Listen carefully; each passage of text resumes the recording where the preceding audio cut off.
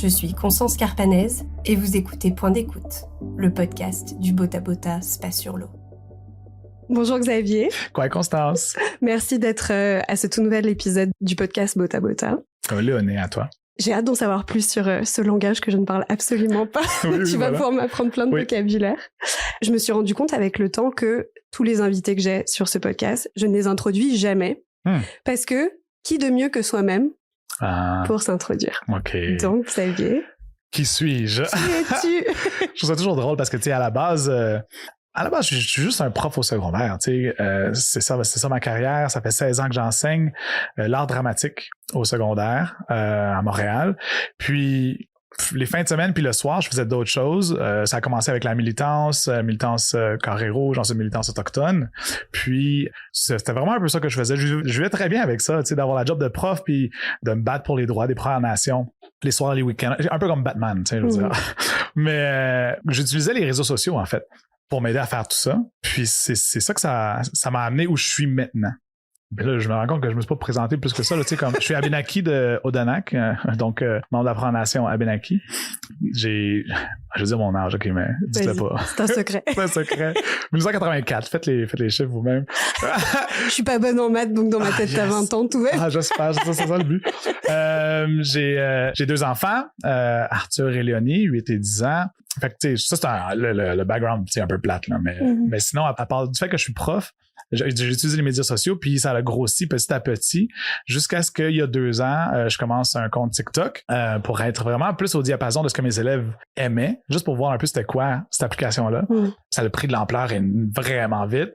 Puis souvent qu'on va en parler plus tard, mais tu sais, pour faire l'histoire courte, en 2 ans, je suis rendu avec 50 000 abonnés, je suis vérifié, puis je suis passé de TikTok aux médias maintenant traditionnels, fait qu'on me retrouve à la télé, à la radio, puis je m'en vais aussi cinéma et théâtre, fait que c'est vraiment excitant. Nice! Oui, c'est ça le scoop? Le scoop, c'est que qu'on s'en parlait tantôt, c'est que c'est ma dernière année en enseignement. C'est après 16 ans, je démissionne pendant l'été, puis c'est triste parce que tu sais, j'aime enseigner. Oui. J'allais dire j'aimais enseigner, mais je pense que je peux dire au passé, j'aimais enseigner.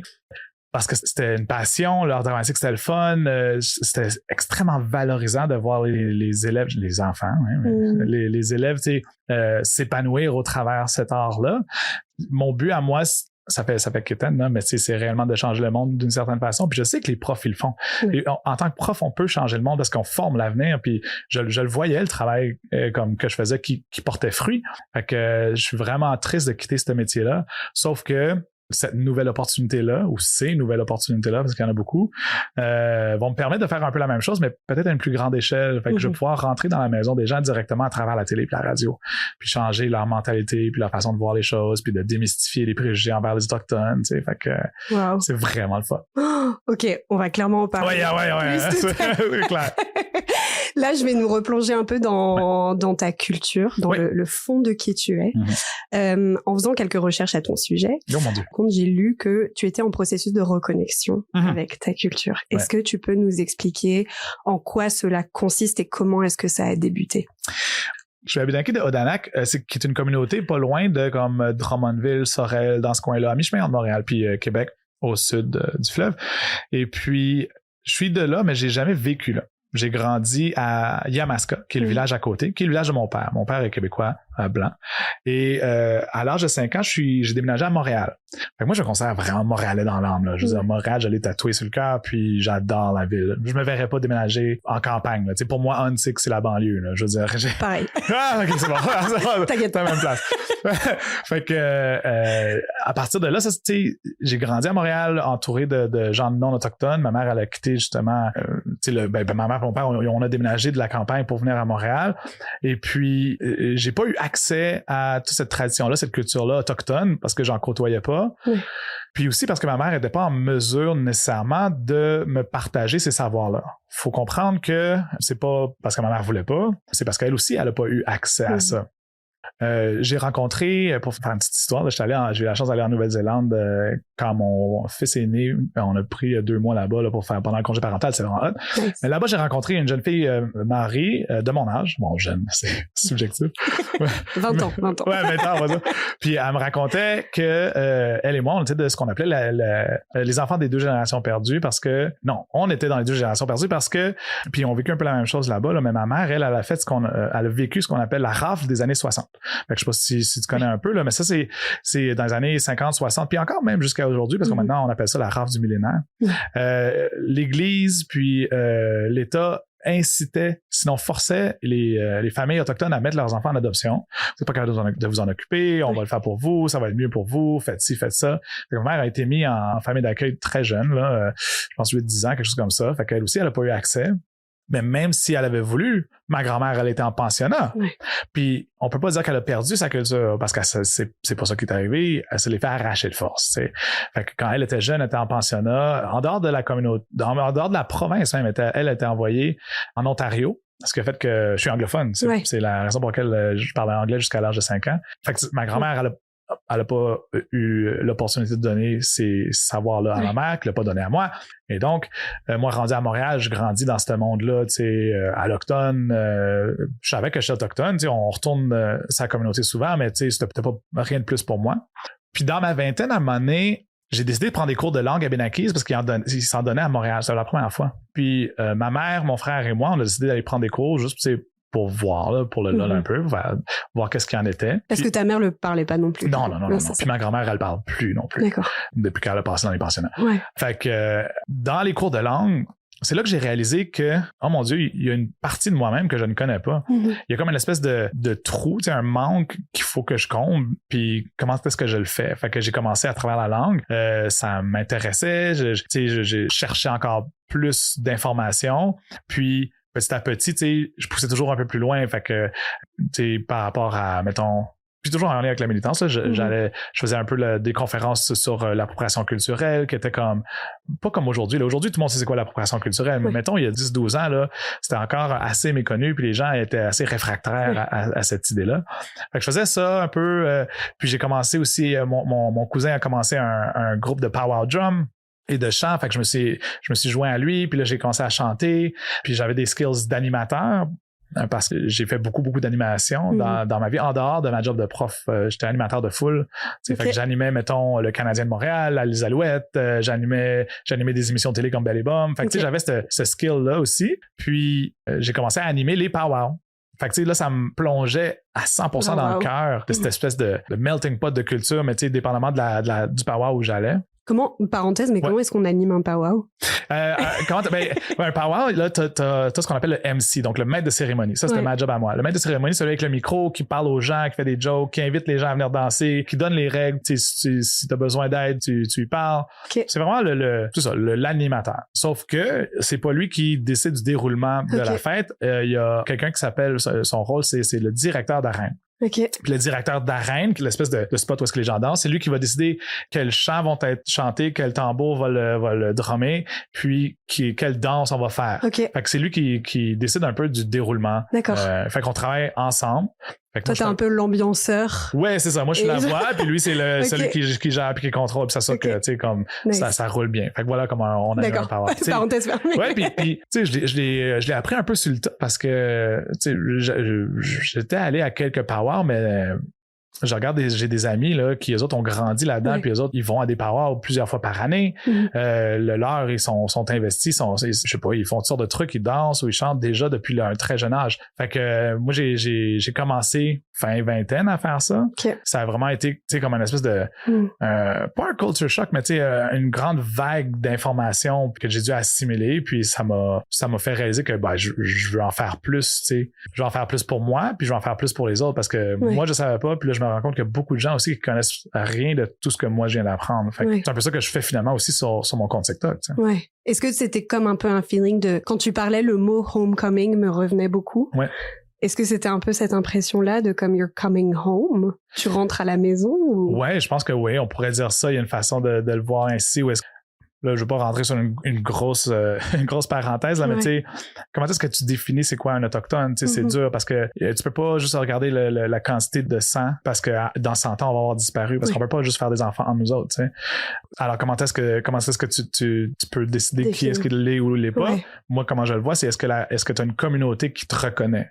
Est-ce que tu as comme un village ou est-ce qu'il y a du monde qui viennent de là qui sont comme, ah ben oui, cette personne-là, c'est le fils de tel ou tel, puis on le reconnaît, puis est-ce que tu t'impliques, puis est-ce que tu ramènes quelque chose dans ta communauté? C'est un gros sujet, ça. Ben, c'est ça. Puis en ce sens où je reviens à la maison, ben, je reviens à quelque part qui, oui, est ma maison, mais que je savais pas que je pouvais aider, puis que finalement je le fais, puis que je suis reconnu par eux, tu sais. Je pense que c'est la plus grande marque d'amour et de respect que j'ai reçu dans les dernières années.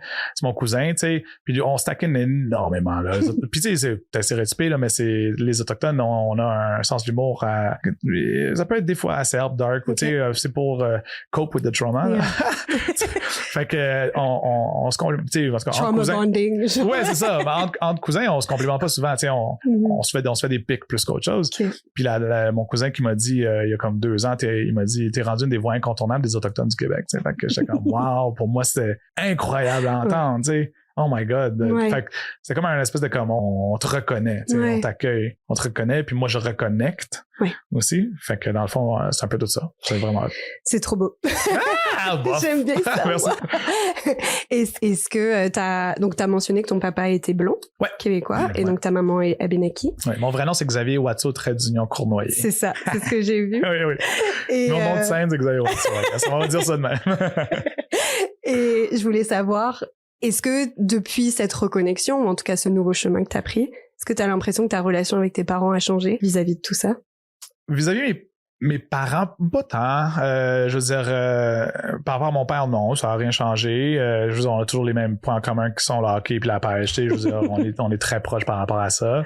Puis avec ma mère, tu sais, je pense qu'on était très très proches aussi là, parce qu'à un moment donné, mes parents sont séparés, puis j'étais avec elle la majorité du temps, tu sais. Fait que des fois ça peut créer ce que ça crée, mais je suis extrêmement proche avec ma mère. Fait que ça a rien changé. Elle m'aimait d'amour, tu sais, puis je pense qu'elle a toujours vu en moi un peu cette espèce de côté militant là. Fait que c'était pour elle pas nouveau, mais où je veux en venir, c'est que j'ai vu un énorme changement avec ma grand-mère. Oh my God. Parce que moi, j'amenais le tambour puis je pratiquais dans la cour arrière chez ma grand-mère, puis je l'ai jamais vu, tu sais, comme agir la sorte. Lorsque je commençais à chanter puis à drummer, à pratiquer tout ça, je la voyais, tu sais, sortir de la maison, elle venait m'écouter, puis des fois, elle commençait à danser autour. Je l'ai jamais vu faire ça, tu sais, comme, puis des fois, elle me demande de chanter, puis des fois, elle m'a offert un tambour. Fait que je vois que pour elle, c'est tellement extraordinaire que ça n'avait pas disparu en quelque part, tu sais. Fait que c'est vraiment, vraiment touchant de voir ma grand-mère réagir ainsi à moi qui reconnecte. Ouais, ça doit venir réveiller quelque chose en elle. C'est vraiment hot, c'est vraiment beau. Ouais. Ça, c'est beau. Ah, tout est beau. Tout est beau. Ouais, faut juste me force à pas pleurer quand tu vas. Tu vas même c'est correct, ça, safe space. Ouais, on va être YouTube. Et donc, tu es aussi parent. Tu as 2 enfants, tu l'as mentionné. Comment est-ce que cette culture-là, tu l'apportes à tes enfants? Je suis jaloux, en fait. Je suis pas vrai. Dans le sens où, comme, ils ont 8 puis 10 ans, puis ils ont eu accès à des choses que moi, je connaissais même pas avant l'âge de 25, 28 ans. Tu sais. Eux autres, ils ont reçu dès leur naissance un nom Abénaki.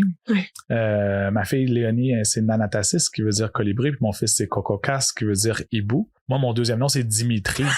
Je veux dire, comme, je sais pas pourquoi, ma mère, elle aimait les magasins cuir Dimitri, quelque chose de même, là, je sais pas. Fait que, tu sais, j'ai même pas, en tout cas, oui, on est en processus d'essayer de faire une cérémonie pour que j'en sois un finalement, mais tu sais, eux, ils ont eu accès à ça, ils ont eu accès à la cérémonie des premiers pas qu'on a fait quand ils sont nés. Je leur apprends des mots en Abénaki. À l'école de mes enfants, au primaire, il y a des enseignants qui utilisent encore le terme amérindien, mais depuis que la famille Watso est rentrée, il y en a plus un qui l'utilise là, parce que les autres, ils les reprennent. Ben, ils reprenaient quand il y avait 7 puis 9, là, tu sais. Ils allaient voir les enseignants, ça se dit pas, ça, tu sais. On dit autochtone maintenant, parce qu'on n'est pas des Indiens de l'Amérique. Ça n'a aucun rapport. C'est ça. Fait que c'est vraiment... Ah là, on va dire c'est beau à voir. On va retrouver d'autres choses. C'est le thème. C'est super le fun. Pour vrai, tu sais, je suis jaloux pas pour vrai, mais comme j'aurais aimé savoir ce que eux ils ont, tu sais. Fait qu'ils sont chanceux. Ils sont chanceux, je pense qu'ils le réalisent. Moi, je le réalise que je suis chanceux aussi que c'est pas disparu, ça, puis que j'ai la chance de leur transmettre toutes ces notions-là, tu sais. Fait que c'est le fun. C'est fou parce que tu disais en tant qu'éducateur, t'as l'impression de forger l'avenir de demain, mais aussi en tant que parent finalement, parce que c'est... Oui. C'est un peu c'est ça. En tant que prof, t'as accès justement à la prochaine génération. En plus grand nombre, puis après t'as tes enfants en moins grand nombre. Oui. Puis ceux-là, tu peux les forger un peu plus. Oui, t'as plus de... C'est clair. Marge de manœuvre, c'est certain. C'est clair. Est-ce que tu peux m'expliquer un peu en quoi le fait qu'une communauté perde sa langue, quel impact est-ce que ça a sur cette communauté de perdre un langage? Ben, tu sais, je pense que c'est une question qui se répond d'elle-même dans le sens où comme la perte d'une langue, c'est la perte d'une partie du corps, là, puis une partie, tu sais, comme c'est une partie nécessaire à la survie de ce corps-là. Je veux dire, c'est pas comme juste perdre un bras ou une jambe, là, c'est comme perdre ton cœur, là, c'est comme perdre ton âme, tu sais. Perdre ta langue fait que tu vas avoir la difficulté ensuite à faire survivre tout le reste. Tu sais, comme nos chants abénakis, si on n'a plus accès à notre langue, on ne saura plus qu'est-ce que ça veut dire. Ben, déjà qu'on a presque plus la langue, là. Je sais pas si dans ta recherche tu avais vu ça, mais l'abénaki était considéré disparu au début des années 2000 parce qu'il y avait juste une aînée qui le parlait, puis bon, veut pas, les aînés, il leur reste plus beaucoup de temps. Fait que il y a quelqu'un qui a pris sur lui d'être mentoré par cette aînée-là, puis il a appris la langue, puis là, il nous l'a réappris à nous, d'où les cours à Montréal. Puis là, on est rendu, j'aimerais dire au moins une vingtaine à essayer de le réapprendre, chacun à notre rythme. Mais tu sais, il y en a des meilleurs que d'autres, là, qui ont vraiment mis plus d'efforts puis de temps, puis sont meilleurs que les autres. Je dirais une demi-douzaine qui sont peut-être capables de converser. Mais moi, je me considère que j'ai encore des croûtes à manger. Là. Je suis à peu près à 350-400 mots, mais tu sais, j'ai pas de verbe. Fait que, je veux dire, je peux bien dire tous les animaux du monde. Là, après ça me servira pas grand-chose d'une conversation. Fait que, on travaille fort. Mais tu sais, avec mes enfants aussi, ça m'aide. Parce que je leur apprends des mots, je mets des mots en post-it dans la maison. Puis mon TikTok aussi, ça m'a beaucoup aidé parce que je faisais des TikTok de langue où est-ce que moi, je demandais aux autres comment ils disent ce mot-là dans leur langue autochtone. Moi, ça me permettait de le pratiquer. Puis ça permettait aux autres aussi de pratiquer dans leur langue. Puis ça permettait aux allochtones d'en apprendre plus sur toutes les différentes langues des gens qui avaient posté en lien avec ma vidéo. Fait que ça, c'était cool aussi. T'sais. Est-ce que tu crois que le futur de la langue abénaki, ou est-ce que... Tu peux l'accorder ou tu peux le garder abénaki. C'est bon. Est-ce que tu crois que, vu que vous êtes peu à la parler concrètement, tu crois qu'à un moment dans le futur, cette langue, elle va se transformer, qu'elle va plus ressembler exactement à ce qu'elle était dans le passé, mais qu'elle va prendre des morceaux de peut-être du français ou de l'anglais, qu'elle va être intégrée? Un peu genre de franglais comme on parle nous autres. Genre. Parce que le futur, une langue, ça se transmet, mais ça se change aussi en fonction de... C'est en constante évolution, la langue. Je veux dire, moi, je le vois avec mes élèves, là, à chaque 4-5 ans, il faut que je sorte un nouveau dictionnaire pour que les boomers, ils comprennent ce qu'ils disent les jeunes, là, pour vrai. Parce que, non, mais tu sais, je dis pour que les personnes qui n'ont pas accès à ce niveau de langue-là, tu sais, parce que ça change tout le temps. Je pense que ça va être un peu la même chose avec l'abénaki, mais on va commencer par juste essayer d'être assez de gens pour être capable de converser. Ce serait ça l'idéal. C'est ça le but, là. On y va, on voit l'éléphant, là, puis tu peux pas le manger. Non, mais tu peux pas le manger en une bouchée. C'est pas une expression, ça? Oui, ça on va dire une cuillère à la fois, là. Tu sais, non, avoir les yeux plus gros que le ventre. Non, mais c'est ça, c'est ça. Comment est-ce que, en tant qu'éducateur, et surtout porte-parole de ta culture, qu'est-ce qui t'a le plus sauté aux yeux ces dernières années au sujet des gens à qui tu parlais et à éduquer sur le sujet? Ben, déjà, je peux pas me définir comme porte-parole de ma culture parce que ce que je fais, c'est à mon nom, puis je veux pas parler au nom de tous les Abénakis, c'est certain. Même chose, des fois, on m'invite là, en tant que porte-parole des Autochtones. Attends une seconde, là, je peux pas prendre ce rôle-là. Moi, je parle à mon nom, puis des fois, je fais des erreurs. Fait que ça, c'est quelque chose. Puis, qu'est-ce que j'ai vu qu'est-ce que j'ai vu le plus? Qu'est-ce qui t'a le plus sauté aux yeux, peut-être, de certaines personnes qui avaient comme des idées reçues sur certaines choses, ou qu'est-ce qui revient le plus? Des trucs à démystifier, genre. Ouais, mais tu sais, ça fait quand même longtemps là, que je fais ça, là, j'ai vu quand même un grand changement dans les 15 dernières années. Puis d'après moi, c'est vraiment grâce à l'accès à l'information qu'on a grâce aux médias sociaux, là. Facebook au début, puis ensuite, tu sais, les mouvements militants qui ont commencé à partir de là. Puis maintenant, tu peux avoir accès à des créateurs de contenu autochtones, tu sais, avec un pouce, là. Dans le sens où comme tu peux aller chercher l'information. Puis il y a de moins en moins. Je sais pas aussi si c'est parce que j'ai créé vraiment une super belle chambre d'écho autour de mes comptes, là. Mais tu sais, ça se peut. Mais je bloque plus vite que mon nombre, hein, pour vrai. Je bloque au moins 1000 à 1500 personnes par année, là, facile. Là. Fait que tu sais, tu le vois qu'il y a une ouverture, il y a un intérêt. Tu sais, ça c'est indéniable.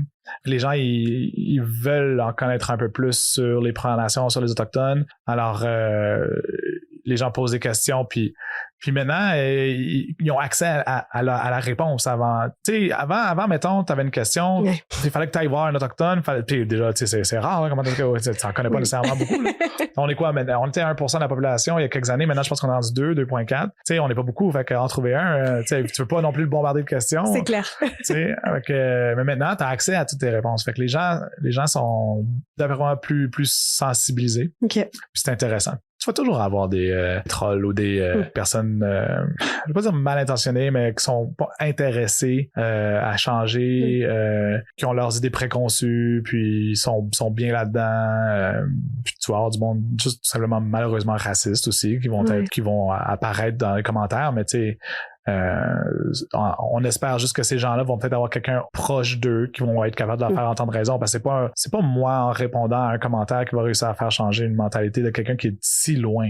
Tu sais, c'est une question qui est genuine, là, qui est vraiment comme réelle, c'est comme avec beaucoup d'intérêt. Ça va parfois me faire plaisir d'y répondre, ou je vais avoir des alliés dans, tu sais, comme qui vont répondre.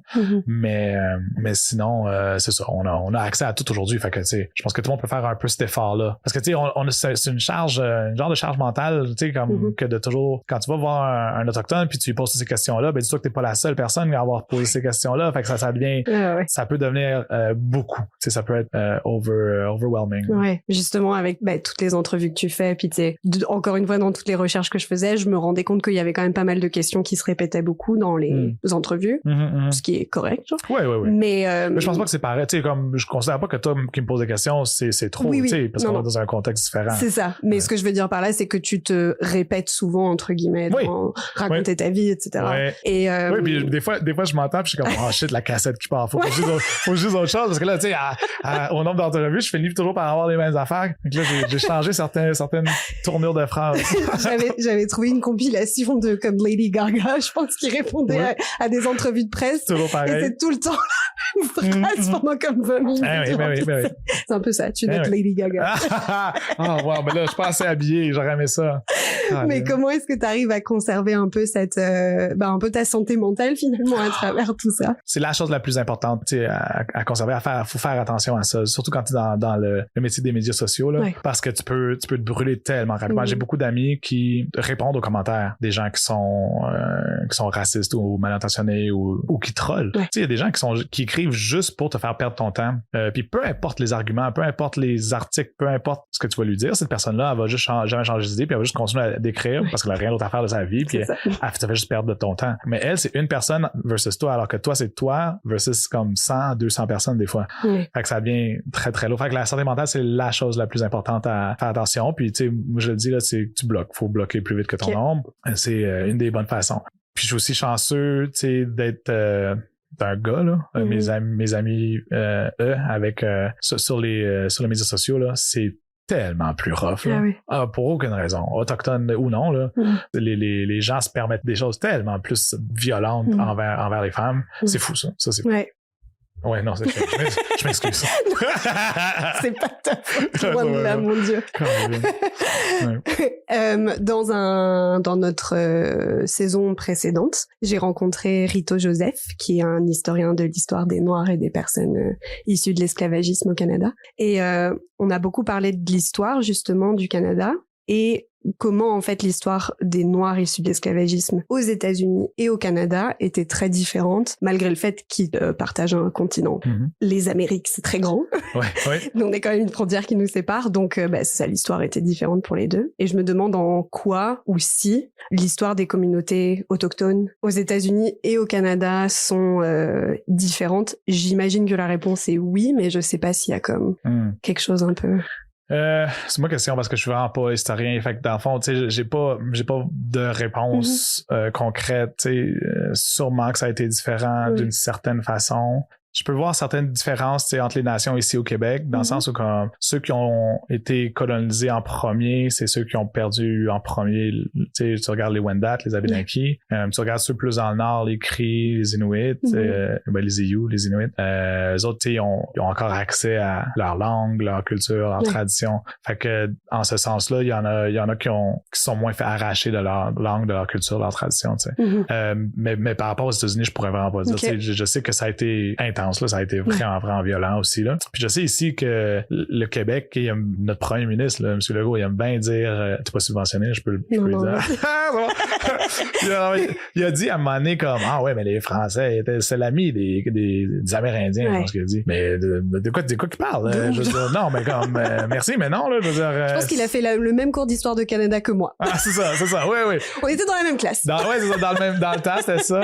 Il était comme, on était des amis, on se tenait main dans la main, on partageait la nourriture, puis c'était vraiment donnant, puis tout le monde s'aimait, mais regarde, c'est pas ça la réalité du tout, là. Fait que, faut prendre en considération, qu'est-ce qui a été fait, puis comment est-ce que ça l'atteint encore, ça nous atteint encore aujourd'hui, les problèmes systémiques qui ont été mis en place à partir de la colonisation sont encore réels, puis sont encore violents. Que d'un côté, le premier ministre dit que les francophones disent que c'était l'ami des Autochtones, puis que de l'autre, il refuse de reconnaître le racisme systémique. Mais pour moi, c'est que t'as absolument rien compris. Là. Absolument.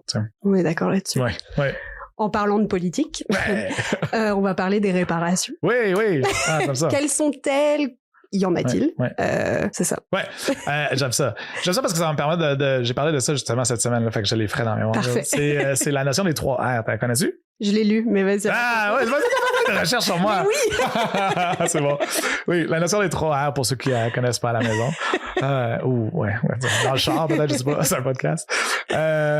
C'est les 3 R qui mènent à la réconciliation. Le 3e R, c'est celui de la réconciliation. Fait que le premier R, dont on vient de parler juste avant, là, avec M. Legault qui refuse de reconnaître le racisme systémique, des affaires comme ça, c'est le R de la reconnaissance. Ou on peut aussi dire le R du respect. Là. C'est comme un 2 R en 1. 2 for 1. R au carré. Oui, R au carré. Oui. Fait que tu sais, celui-là, c'est reconnaître les erreurs du passé, respecter ce que les Autochtones ont à dire. Quand on vous dit qu'on vit du racisme systémique, tu sais, comme nous écouter. Tout ce côté-là, faire des reconnaissances territoriales, présenter des excuses, ça fait partie de la partie reconnaissance. Après ça, tu arrives au 2e R, qui est avant d'arriver à la réconciliation. Fait que le 2e R, c'est celui de la réparation. Parce que s'il n'y a pas de réparation, il n'y a pas de réconciliation possible. Je veux dire, ben là, peut-être dans des notes, mais pour ceux qui l'ont pas vu, là, c'est l'exemple de la bouteille d'eau, là. Je veux dire, c'est au du portefeuille à Jean-Philippe Autier, là, quand j'étais à son émission. Mais l'exemple que je donne à mes élèves, c'est concret, là. C'est super clair à comprendre. Je suis devant ma classe d'élèves. Il y a un élève, mettons, qui a une bouteille d'eau, ou mettons qu'il y a un sac de chips. Ça, j'aime bien ça. Ça me parle. Sac de chips. Ouais, c'est ça. Sac de chips. Ben là, je vais voir l'élève, je prends son sac de chips, je viens en avant, puis je commence à manger son sac de chips, des chips qui sont dans son sac de chips. Puis, le prof très sympa. Oui, c'est ça. Ben, à la base, je fais ça pour vrai. Mais mettons dans l'exemple, c'est mal. T'sais. Fait que là, les élèves, ils se rebellent, sont mécontents. Monsieur, c'est notre sac de chips, redonnez-le, on en a besoin, on a faim, etc. Puis là, tu sais, après en avoir mangé la moitié, je fais comme, j'ai comme une réalisation de conscience parce que, puis aussi, je réalise que comme toute la classe est montée contre moi, fait que là, ça s'en vient un peu, il faut que je gère. T'sais. Alors, je dis aux élèves, vous avez raison. Tu sais quoi? Je m'excuse d'avoir pris votre sac de chips. Je suis vraiment désolé. My bad. Tu sais, pour vrai, ça se reproduira plus. Je prendrai pas d'autres sacs de chips. Puis je reconnais que c'est ton sac. Puis là, je continue la classe. Mais j'ai encore le sac de chips. Je continue à en manger des fois. Puis les élèves, ils disent, voyons, monsieur, oui, vous avez reconnu que c'est notre sac de chips. On peut, tu sais, comme, qu'est-ce qui se passe? Je dis, non, c'est bon, là, on a fait la paix, on est réconciliés. Il n'y a pas de problème. Le problème, c'est qu'il n'y a pas eu la réparation qui est de redonner le sac de chips. Et de peut-être s'arranger pour le remplir ou d'en acheter un autre si tu l'as fini, tu sais. C'est ça, parce que rendre le sac de chips vide. Non, c'est ça, c'est pas bien. Ça marche pas. Ou à demi-plein, ça marche pas non plus. Fait qu'il faut qu'il y ait une forme de réparation pour qu'on se rende à la réconciliation. La réparation, il y a plein de façons de faire. Là. Je suis pas un expert là-dessus. Je sais qu'il peut y avoir des réparations territoriales où est-ce qu'on peut comme redonner des parties du territoire. Et il peut y avoir des réparations monétaires, comme ce qui se passe avec l'Église. Je veux dire, il y a des compensations financières qui sont faites. Ça va pas jamais réparer, mais il y a pas de façon de réparer les agressions puis les meurtres qui ont eu lieu. Je dis dans le sens où comme tu peux pas faire revivre du monde, tu peux pas détraumatiser le monde. Fait que comme une forme de réparation monétaire, du coup, ça peut aider, je sais pas, mais regarde, c'est une façon de faire. Fait que tu sais, des formes de réparation comme ça qui peuvent se faire pour ensuite arriver à la réconciliation. Puis tu sais, l'affaire avec le première, la reconnaissance ou le respect là, dans lequel on peut avoir des excuses. Tu sais, des fois, quand ils sont pas sincères, ben c'est même pas d'un vrai air. Là, tu passes pas à la deuxième étape. Là. Puis même si tu donnes de l'argent, tu vas pas arriver au troisième parce que le premier, tu l'as faké. Le pape, là, quand il est venu s'excuser il y a 2 ans, il y a 1 an à peu près, je veux dire, il est venu après le rapport où est-ce qu'il y avait comme plein d'Autochtones qui sont allés raconter leur histoire de pensionnat. Puis dans les histoires qui étaient racontées, ça racontait qu'il y avait des enfants qui sont jamais revenus, des enfants qui étaient morts là-bas, qui avaient été enterrés derrière les pensionnats, etc. Puis depuis des dizaines d'années, puis nous, on sait depuis bien plus longtemps qu'avant le rapport, là, parce que justement, c'est nos histoires, là, c'est nos enfants.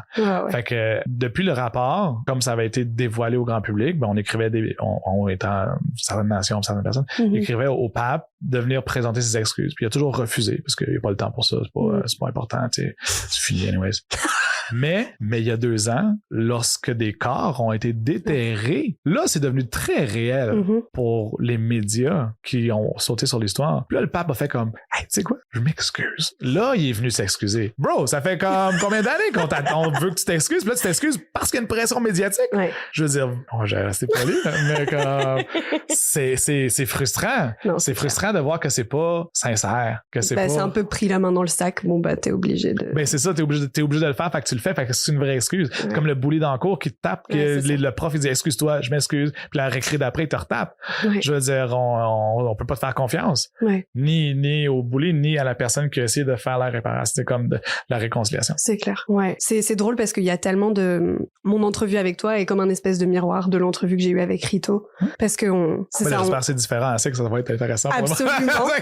Mais dans le sens où on parle de communautés qui ont été fortement endommagées par des choses qui auraient jamais dû arriver. Puis un des sujets dont j'ai parlé avec lui, on parlait de réparation justement aussi. Et puis dans ma tête, des réparations... Parce que là, on est en train de parler de réparations qui, comme tu dis, physiquement, peuvent pas exister. Genre, ramener des gens à la vie, détraumatiser des gens, c'est pas possible. Selon moi, qui suis une personne blanche et qui n'a rien à voir là-dedans concrètement, mais pour moi, je vois la réparation aussi dans l'éducation. Comment on éduque les gens par rapport à ça. Et c'est là où je reviens au cours de l'histoire du Canada que j'ai eu avec Monsieur Legault. Oui, vous aviez le même. On a eu le même. Mais ça changeait un peu, là, puis on travaille fort pour le faire changer. Mais... Ben, c'est ça, parce que, donc, et puis je sais qu'un journaliste a un peu parlé de ça aussi dans une des entrevues que j'ai vues, mais j'ai fait juste 1 an de secondaire à Montréal, au Québec, et il fallait que je passe mon examen de l'histoire du Canada pour pouvoir aller à l'université.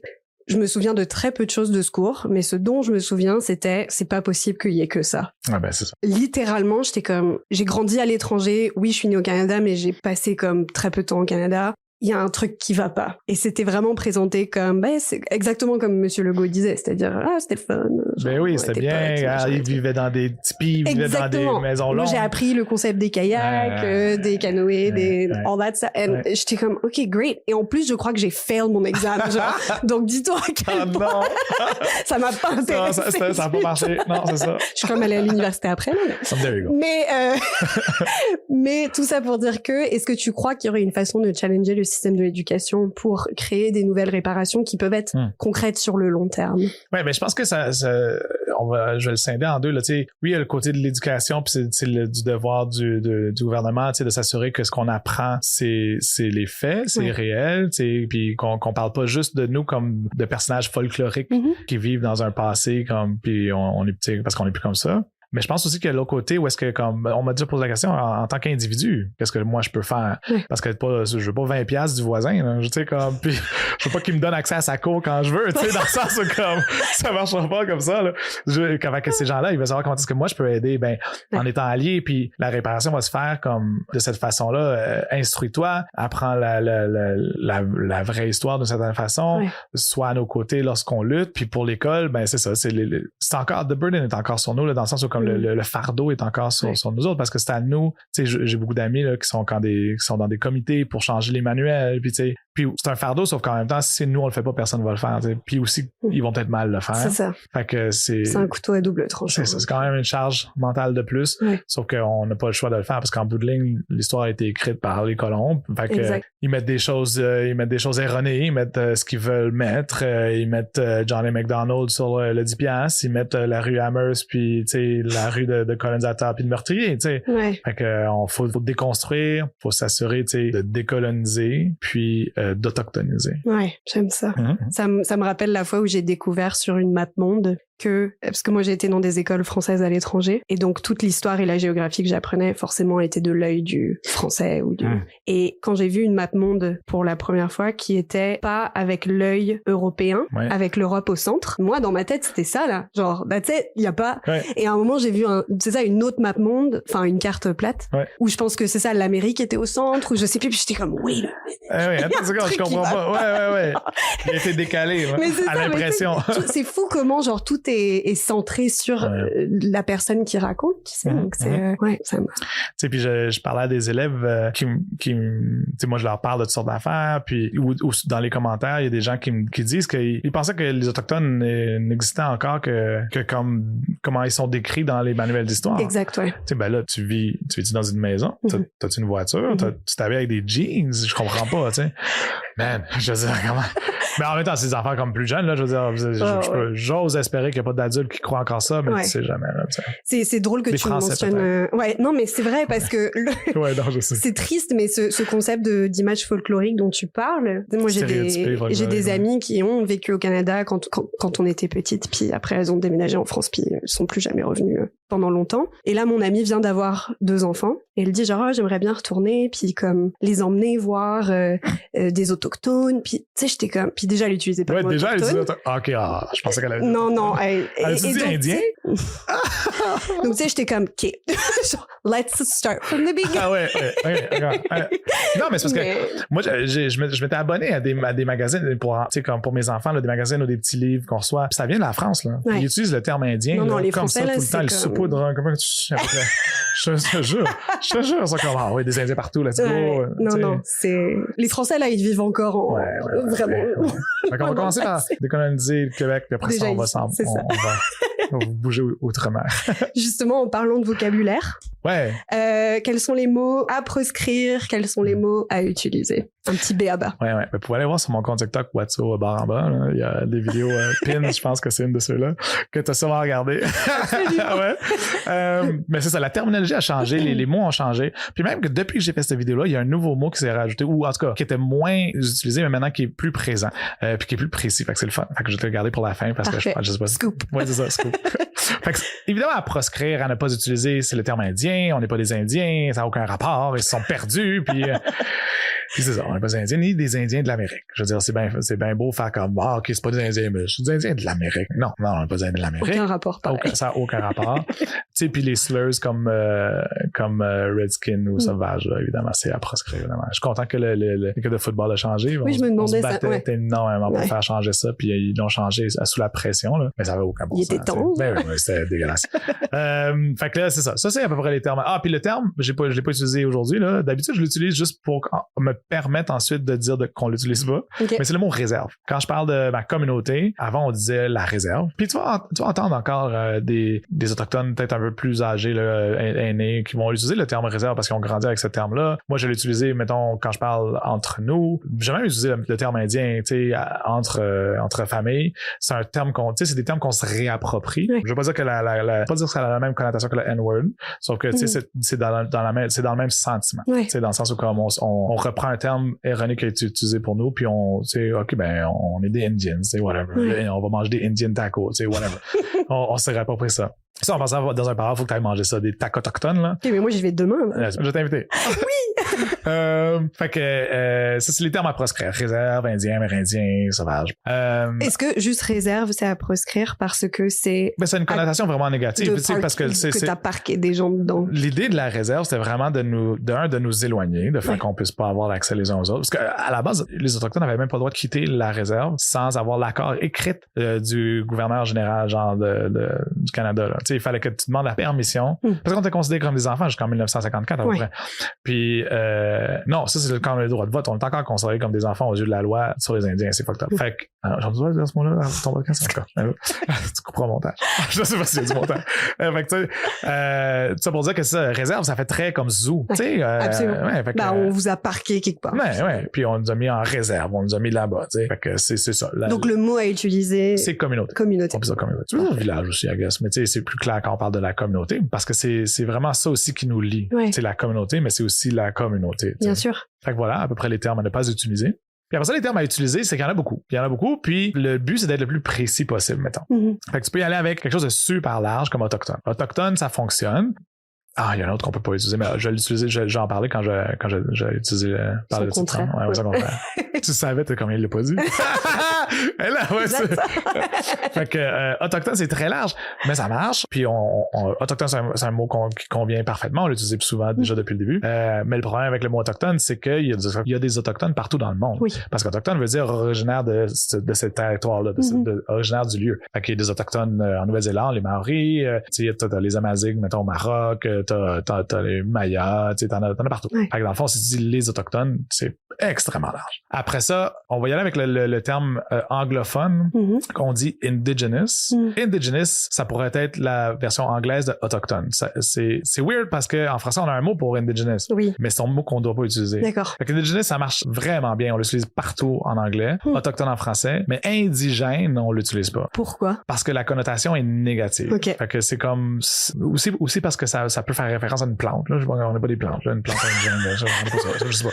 Je sais pas. Mais dans le sens où on l'utilise pas. Peut-être aussi, c'est comment est-ce que les communautés se l'ont approprié. Fait qu'en anglais, ils l'ont pris puis comme c'est nous. Ouais. Mais en français, c'est vraiment négatif. C'est vraiment intéressant. Ça. Ouais. Fait qu'on n'utilise pas indigène. Okay. On l'utilise autochtone. Fait que des fois, dans la traduction, il y a des, tu sais, j'ai lu un livre récemment qui passait de l'anglais au français puis en anglais, c'est indigenous, puis en français, c'est indigène. Puis là, je lis ça puis j'étais comme, oh my god, j'étais outré. Bon, ouais. Mais tu sais, dans le sens, j'étais comme, yo. Ouais. fait que, tu sais, c'est comme des petites subtilités qu'il faut savoir. Alors, autochtone, indigenous, tu peux, au Canada, utiliser Première Nation. Les autochtones se divisent en 3 catégories au Canada. Fait que t'as les Premières Nations, ça c'est propre au Canada, là, t'as pas de Première Nation aux États-Unis, là, c'est juste pour nous autres. Okay. C'est en lien avec la loi sur les Indiens. Je dis la loi sur les Indiens parce que c'est le nom de la loi, là, ils l'ont pas changé parce qu'ils s'en calissent. Excusez. Mais, dans le sens de c'est ça, on utilise les Premières Nations pour désigner à peu près une 60aine de nations réparties à travers plus de 650 communautés au travers du Canada. La deuxième, je sais pas quoi dire catégorie, là, mais 3, il y a les Premières Nations, il y a les Inuits qui sont dans le Nord, qui ne sont pas assujettis à la loi sur les Indiens, qui sont pas des Premières Nations. Quand tu parles des Premières Nations au Québec, ça exclut les Inuits. Fait que quand on dit qu'il y a 11 nations autochtones, il faut que tu fasses attention à la distinction. Tu peux pas dire qu'il y a 11 Premières Nations au Québec parce que c'est faux, il y en a 10 plus la nation Inuit. Puis la troisième catégorie, c'est les métis. Puis ça, métis avec un M majuscule. Parce que ça, là, au Québec, on a la misère avec la notion de métis. Non, mais je te jure. C'est parce que le problème, c'est qu'en français, il y a le mot métissé. Puis là, ça veut dire comme de parents qui sont comme de différentes nations. C'est genre mixte. Ouais, qui sont mélangés. Fait qu'au Québec, il y a plein de gens qui se pensent autochtones, tu sais, puis qui se disent métis, mais ils sont pas métis. Les métis, c'est une nation distincte, comme au Manitoba, là, c'est les gens de l'Ouriel, tu sais, c'est comme ils ont leur propre affaire. Fait que tu peux pas juste te dire métis. Puis on n'entrera pas là-dedans, là, mais au Québec, on a un gros problème aussi de faux autochtones, là, de faux autochtones. Ouais, parce qu'il y a beaucoup de gens qui se disent autochtones, mais tu sais, ils le sont pas. Ils se créent des nations, ils se créent des cartes. Les métis de l'Est, c'est un gros problème, là, ça n'existe pas, là, les métis de l'Est. Ils jouent au Pokémon, genre, ils inventent. Ouais, non, mais ils s'inventent une culture, puis ils se basent tous sur la même madame de 1600 quelque chose, tu sais, comme. Okay. Fait que, oui, notre ancêtre commun, c'est notre ancêtre autochtone, c'est elle qui a vécu en 1600, 1700, je sais pas, tu sais. Fait que ça a aucun rapport, ils ont aucun lien avec aucune communauté. Je veux dire, ils font juste. Tu sais, des fois, ces gens-là sont comme, oui, mais je suis autochtone, parce que quand le tambour, il drum, je le sens vibrer en moi. Je suis comme, man, oh my god. Give me a break, là. Je veux dire, c'est pas ça pantoute, tu sais. Fait que là, ça pour dire que, autochtone, t'as Première Nation, métis, Inuit. Puis si tu veux être encore plus précis, ce qui est mieux, tu nommes le nom de la nation de la personne quand tu parles des Premières Nations. Fait que là, depuis le début, tu sais, on parle de moi comme un Abenaki. C'est ce que je suis. Donc, c'est encore plus respectueux. D'un, ça veut dire que t'as fait, tu sais, comme un peu cette recherche-là de savoir c'était quoi ma nation. Moi, c'est comme ça que je me définis. Fait que si t'es capable de nommer le nom de la nation, c'est encore mieux. Mais le terme qui a été rajouté dans les deux, trois dernières années, c'est le terme premier peuple. Fait qu'on peut dire premier peuple au lieu d'autochtone. Puis ça l'inclut les trois catégories là. Puis en anglais, est-ce que c'est First People, genre, ou c'est comme il y a pas vraiment de... Je penserais pas. Je pense pas qu'il y a de traduction. Okay. Je pense pas qu'il y a de traduction. On dirait, tu sais, on dit First Nations pour Première Nation. Ouais. Mais là, First Peoples, j'ai jamais entendu ça. Fait que je pense pas que ça. C'est une traduction littérale. You heard it here first. Ouais, on part une nouvelle affaire. C'est bon. Non, c'est ça. Je penserais pas. Okay. Fait que voilà les termes à dire à proscrire. On les mettra tous à l'écran sur YouTube. Oui, absolument. Non, mais pour vrai, genre, puis ça me paraît fou que en revenant comme au cours dont je parlais là, d'Histoire du Canada, tu sais, tu viens de parler pendant 10 minutes de ça, je suis comme rien que ça là. On peut pas parler de comme tout un peuple, toute une affaire, puis juste, en tout cas. Il y a tellement de choses à dire, tu sais. C'est tellement intéressant. Mais puis tu sais, c'est ça. Dans les derniers temps, il y a cet intérêt là des gens envers ça, mais il y a aussi un espace qui a été comme mis de l'avant pour qu'on puisse raconter ça. Fait que c'est un peu ça, cette place-là que je prends. Moi, j'ai la chance d'être capable d'animer un peu. Tu sais, j'ai le background en pédagogie aussi en tant que prof. Fait que je peux vulgariser certaines notions. J'ai comme plein d'affaires qui font que je pense à bonne place au bon moment. Tu sais. Fait que je veux pouvoir changer la mentalité des gens à travers cette éducation-là que je vais faire partout. Tu sais. Que ce soit dans l'école ou à l'extérieur de l'école maintenant. Là. Ouais. En parlant on va revenir un peu à le concept de réparation et tout ça. Juin, c'est le mois national de l'histoire autochtone.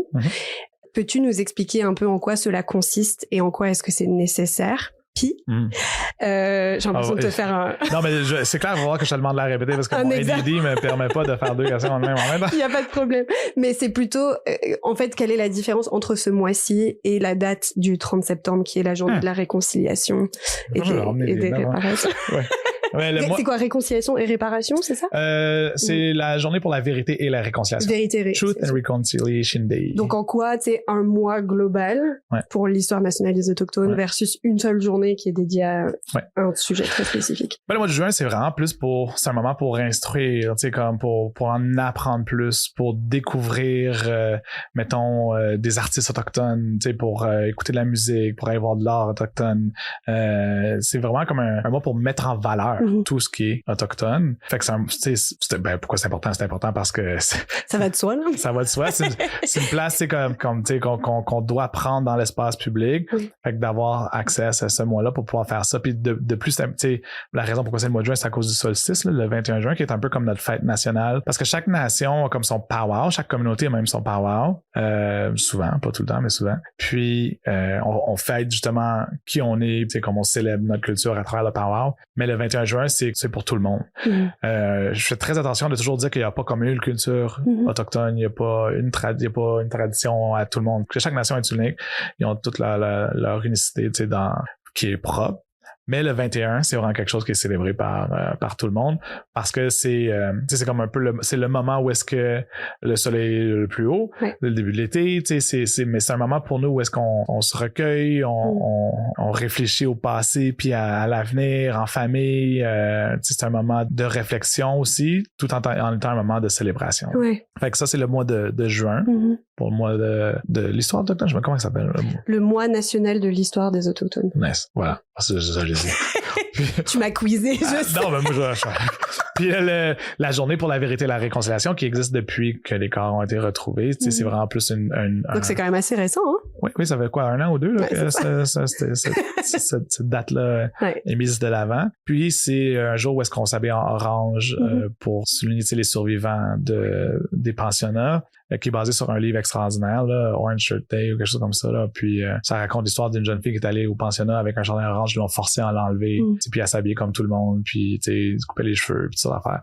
Puis, tu sais, c'était son souvenir, fait que ça part tout de là. Puis c'est plus une journée de deuil, tu sais, à ce moment-là. C'est pas du tout une célébration où est-ce qu'on va festoyer un peu comme le 21. Là, ça va être vraiment plus un moment pour se rappeler les horreurs du passé puis se soutenir dans ça, tu sais. Ouais, absolument. Mathieu, est-ce qu'on est comme passé 1 heure ou pas? Oh, c'est bon. On va parler des enfants puis TikTok. Je vais un peu dépasser. Est-ce que ça va si on dépasse? Ouais. Tu vois, t'arrives à faire 1 heure. Ouais, je savais pas. C'est une bonne question. Le concept de bien-être. J'en ai beaucoup discuté avec mes autres invités les dernières saisons. Puis, on en est un peu venu à la conclusion que le bien-être, c'est un privilège parce que avant le bien-être, il faut d'abord avoir une base, un logement comme un toit au-dessus de sa tête, de la nourriture dans son assiette, comme du sommeil qui fait du sens, genre c'est comme vraiment la base, la pyramide de Maslow, mettons. Et donc le bien-être, ça vient après ça. Avec cela en tête, penses-tu que le bien-être est actuellement facilement accessible pour les membres des communautés autochtones? Oh mon Dieu, j'aurais dû le question avant pour préparer. C'est une grosse question. Tu sais, les traumas intergénérationnels sont encore très présents. Je pense que, puis je parle pas nécessairement pour moi, là. Moi, ça va super bien. Je suis très chanceux, knock on wood, là. Je veux dire, je me considère extrêmement chanceux. Je pense même qu'il y a comme quelqu'un ou quelque chose qui veille sur moi, là, parce que je comprends pas ma chance. Sauf que j'ai quand même souffert en quelque sorte justement de ce qui s'est passé parce que j'ai pas eu accès à ma culture, ma langue, tu sais, dans ce sens-là. Puis tu sais, je veux pas hiérarchiser les traumas ou dire que comme c'est grave ce que j'ai vécu, sauf qu'il y en a qui ont vécu des affaires vraiment pires puis qui le vivent encore. Puis tu sais, après ça, quand on dit un trauma intergénérationnel, c'est que des fois ça se répète, tu sais. Fait que ce qui leur a été fait, des fois c'est répété, puis tu sais, quand est-ce qu'on arrive à arrêter? Fait que, en tout cas, c'est dur. C'est dur. Je pense que il faut croire en la nouvelle génération. Peut-être même dans ma génération, là, mettons, on va dire milléniaux, là, qui ou juste un peu avant ça, tu sais, comme le but c'est de briser ces cycles-là de trauma, puis petit à petit on y arrive, puis comment ça va se faire? Ben c'est à travers, tu sais, regagner la confiance puis la fierté d'être autochtone. Puis je le vois arriver, ça. Tu sais, on est à des années-lumière de où est-ce qu'on était il y a 15 ans, puis c'est extraordinaire à voir. Fait que je pense que ce bien-être-là, qui est peut-être difficile à accéder pour certaines personnes. Je mettrai jamais la faute sur eux, là. C'est à cause de ce qui s'est passé. Je pense que il y a une lumière au bout du tunnel. Puis j'espère qu'on va arriver à cette lumière-là plus tôt que tard. Mais tu sais, on a encore beaucoup de travail à faire. C'est super violent, quelqu'un qui refuse de reconnaître le racisme systémique, là. On a Joyce Echaquan, elle est décédée à cause de ça. On a, tu sais, il y a des nations qui ont écrit le principe de Joyce où est-ce qu'on est comme, voici des solutions, puis c'est balayé du revers de la main. Fait qu'on la voit la lumière, mais des fois, il y a quelqu'un qui rallonge le tunnel, tu sais. Ah ouais. C'est une bonne métaphore. Non, mais tu sais. Non, mais complètement. Ouais. C'est tough. Puis on sait que les constructions à Montréal... c'est l'enfer. Ça, je trouve ça dur parce que, tu sais, moi, à la base, ma forme de militance, c'était toujours dans le now. Tu sais, j'ai besoin que ça change maintenant. Puis je suis encore comme ça. Puis si j'ai pas cette mentalité-là, je veux dire, on y arrivera pas. Puis des fois, ça brusquait les gens, puis ça bousculait les gens. Puis c'était comme, mais tu veux que tout change maintenant, mais ça prend du temps. Puis je suis comme, ben, si je travaille pour faire changer les choses en 20 ans, ça va changer dans 60. Fait que moi, je travaille pour changer les choses hier.